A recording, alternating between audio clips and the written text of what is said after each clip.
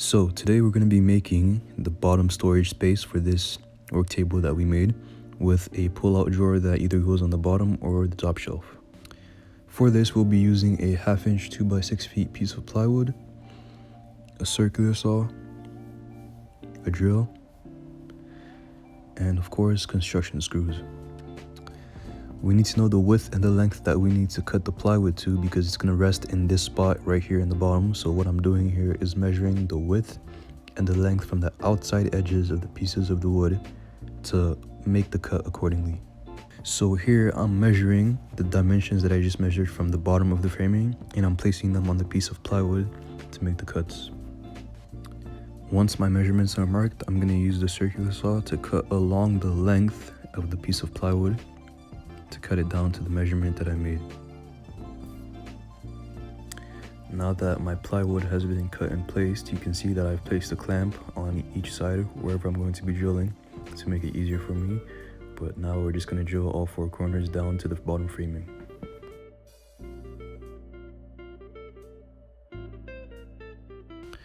Now with these pieces of scrap wood, what we're going to be doing is building a pull-out drawer that is placed at the very bottom of this workbench. So it should go right here and should pull out fairly easily.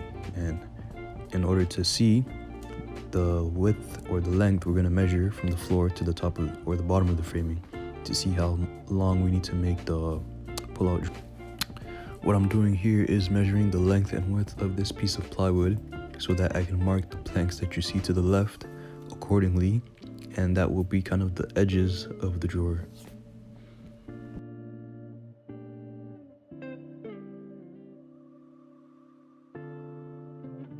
Once that step is done, now we're going to start making our cuts.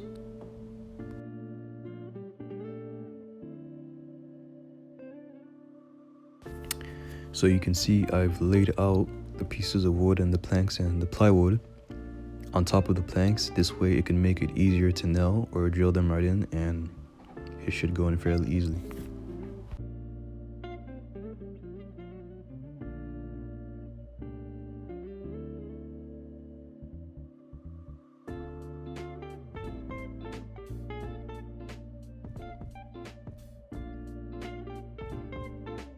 I only had about 3 wheels for this project, but I just placed them in a manner that they could still maneuver and roll properly, so now we're just going to drill them in.